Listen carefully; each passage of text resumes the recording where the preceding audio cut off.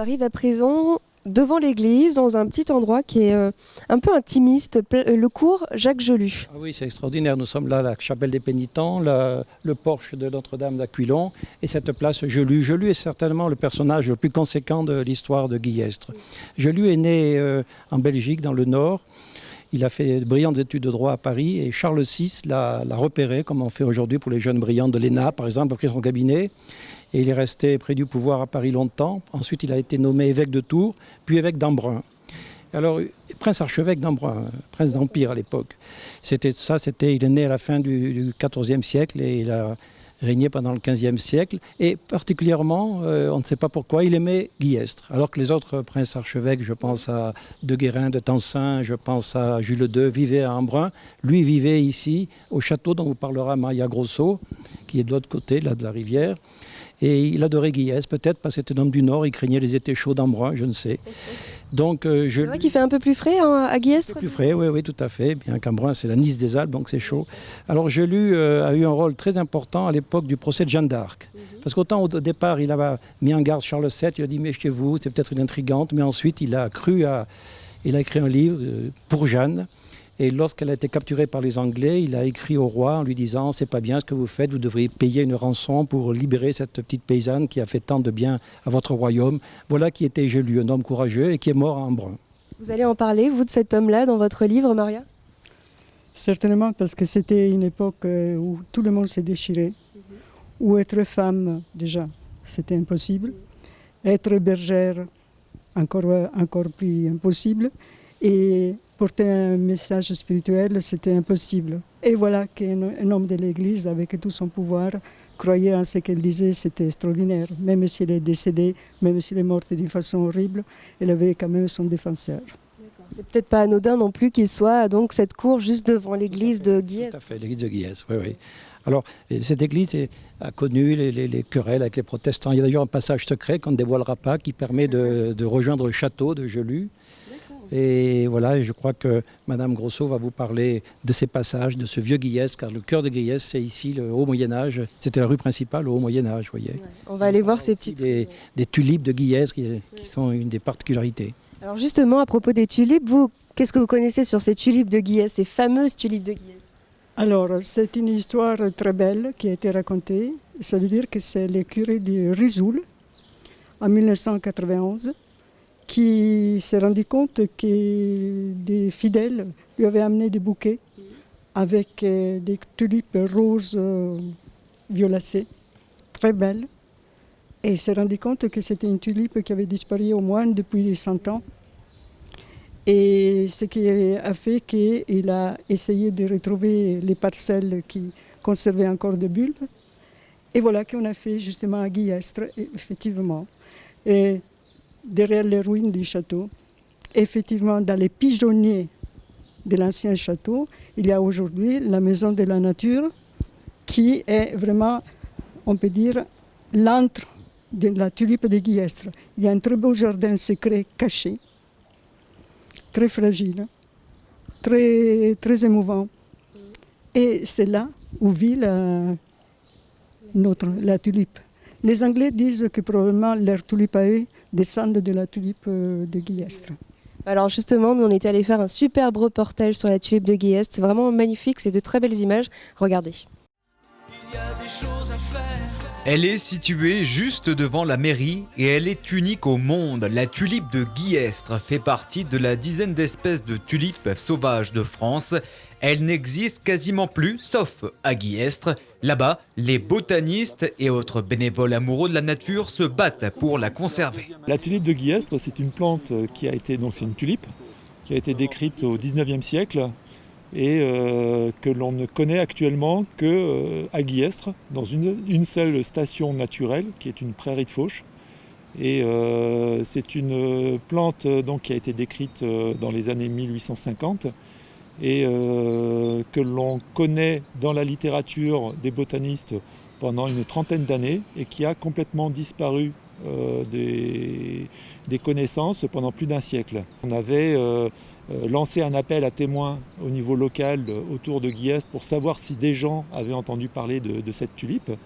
Et une personne de Risoul, le curé André Foy, donc qui faisait partie des associations naturalistes et qui fait toujours partie des associations naturalistes du département, nous a dit que lui, il avait remarqué dans des bouquets de narcisses qui étaient cueillis au mois de mai, au moment des communions solennelles, il avait remarqué une tulipe qu'il ne connaissait pas, qui ne ressemble pas à des tulipes de jardin et qui, d'après lui, ressemblait aux descriptions qui en étaient données dans la littérature. Et Philippe s'occupe aussi de faire visiter ce jardin fabuleux sur les hauteurs de Guillestre. La maison de la nature des Hautes-Alpes abrite des tulipes de Guillestre, bien sûr, mais également d'autres espèces très appréciées des visiteurs. Le jardin de la tulipe de Guillestre a été réalisé pour la première fois en 1997, donc ça va faire une vingtaine d'années. Les bulbes de tulipes que nous avions plantés à l'époque nous avaient été fournis par le conservatoire botanique de Gap, puisqu'il s'agit de plantes protégées, donc il fallait qu'on ait une convention avec le conservatoire pour faire ce travail.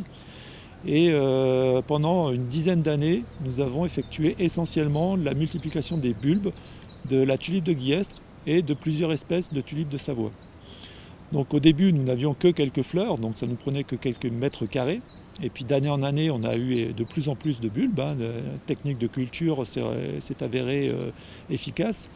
Et donc ça a nécessité de réaliser des aménagements, d'une part pour conserver en bon état ce qu'on avait réussi à multiplier, et puis également pouvoir le présenter au public. Ce Marseillais, résident secondaire venu passer quelques jours à Guillestre, a apprécié cette visite à la Maison de la Nature. C'est promis, il reviendra. Ah oui, peut-être au mois de mai, avant la fin de la floraison. Peut-être, pas sûr. Les explications, éventuellement, quand j'aurai quelque chose à demander, je viendrai le voir. Pourquoi pas. Non, mais c'était très très bien. C'est dommage que le terrain n'était pas assez fleuri. Mais bon, ça, c'est le climat qui est comme ça. On ne fait pas ce qu'on veut. Même si tout n'était pas encore en fleurs, peu importe, la Maison de la Nature offre une diversité de tulipes incroyable et en étant un peu chauvin, on peut le déclarer sans problème, la plus belle, c'est celle de Guillestre. Tout ça, changer le monde, changer les choses avec des bouquets de roses, changer les femmes, changer les hommes avec des géraniums.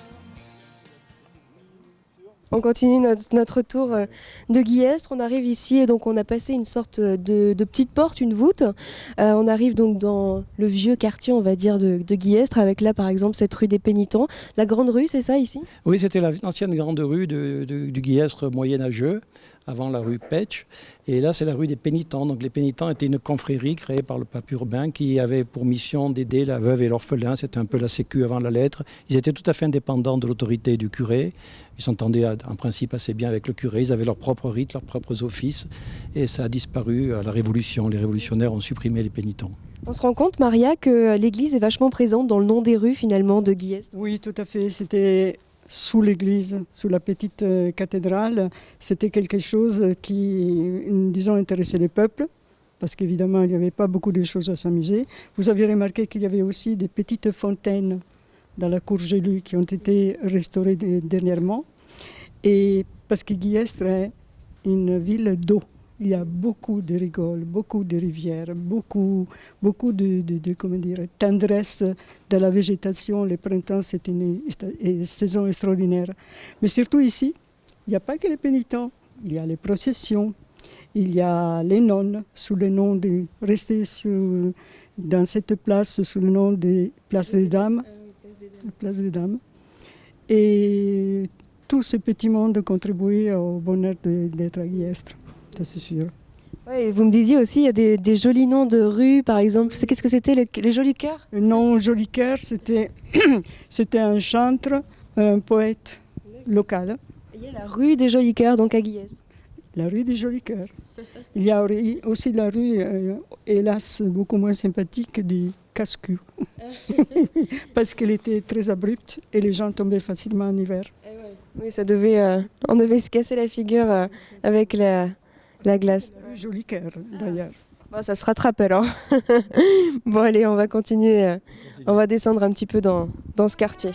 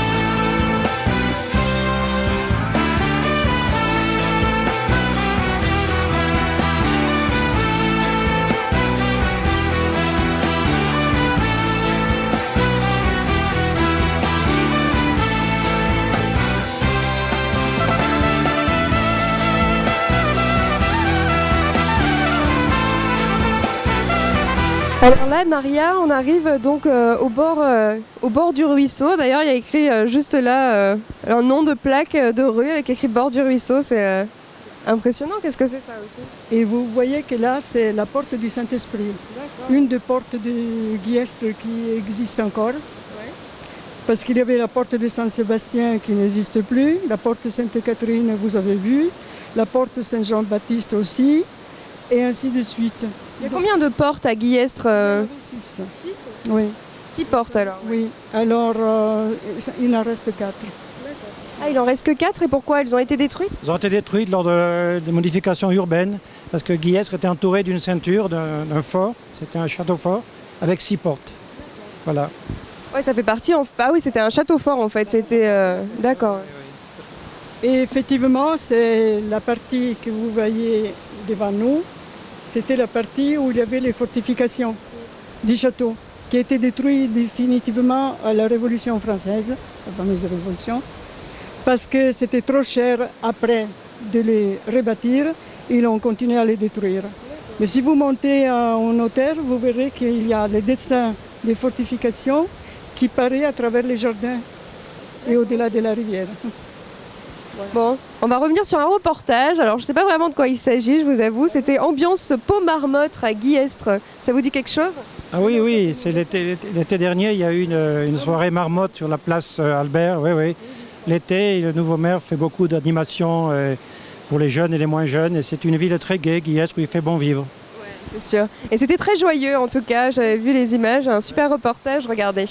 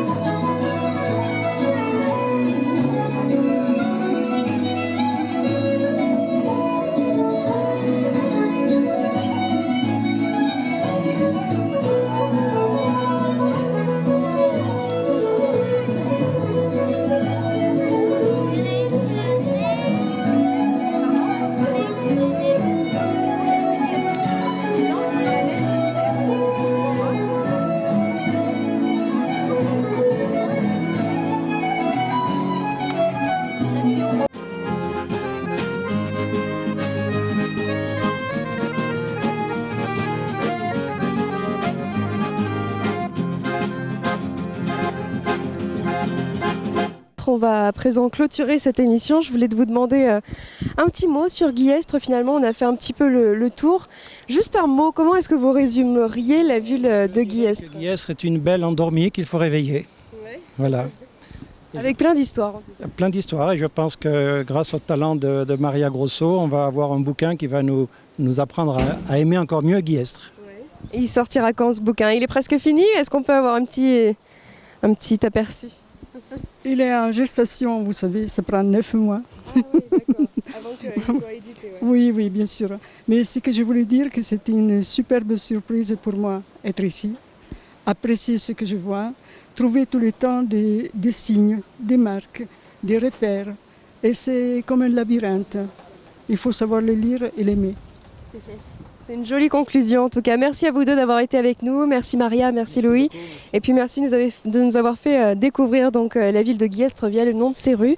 Je dirais que quand même l'église est quand même vachement présente dans Guillestre. Tout ce qui est le religieux est présent dans Guillestre. Vous savez, avec l'archevêché d'Embrun, il y a eu le courant janséniste. L'église a été très prégnante. N'oubliez pas que les princes archevêques d'Embrun, qui sont là depuis le Saint-Empire romain germanique, étaient à la fois un pouvoir temporel, ils battaient la monnaie, ils faisaient la justice, ils étaient un pouvoir spirituel bien sûr, donc l'église a été très prégnante certainement. C'est là qu'on retrouve l'histoire de Guillestre via le nom de ses rues. Merci en tout cas. Et puis nous on se retrouve la semaine prochaine pour découvrir une nouvelle commune, un nouveau village, une nouvelle ville des Hautes-Alpes via le nom de ses rues. Très bonne journée sur DC Télé.